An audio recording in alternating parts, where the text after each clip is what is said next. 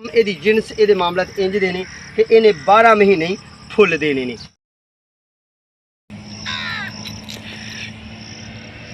आहा क्या खुशबू है तो क्या दिल फरेब।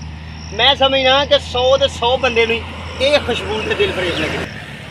ये गुलाब जिहड़ा इनू असीं सदाबहार गुलाब कहने आ ते 100 का 100 ही आदमी इनू लाइक करता। विखाओ जी फुल तुसीं। ये जी कलमकारी तो तैयार होंदा है। जे तुहानूं कलमा तुहाडे घर पौधा तो इनू भी लाओ, गमले च लाओ, जमीन च लाओ, क्यारी च लगाओ तो ये भी बड़ा ही प्यारा तो बड़ा ही खूबसूरत है। फिर मज़ेदार ये है कि साल के 12 महीने होंदे ने, 12 महीने ही है वैरायटी।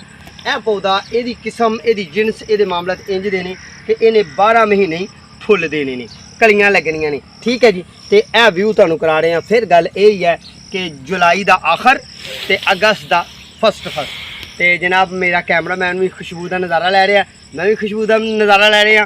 तो तुसीं भी ये 5वां प्लांट गुलाब, गरूजन गुलाब इनू कहने आ, सदाबहार गुलाब कहने आ, लाल गुलाब कहने आ।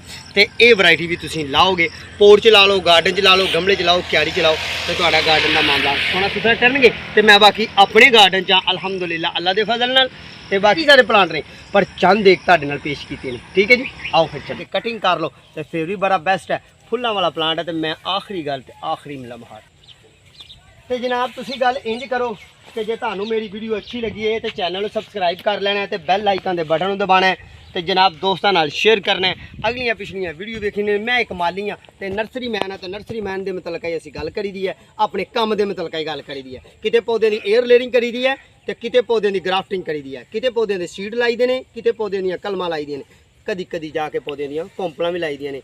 इनडोर आउटडोर फ्लावर प्लांट तो जनाब किचन गार्डन यानी कि वैजीटेबल प्लांट सारे ते गल करी दी है। चैनल सबसक्राइब कर लो, बैल आइकन के बटन दबाओ।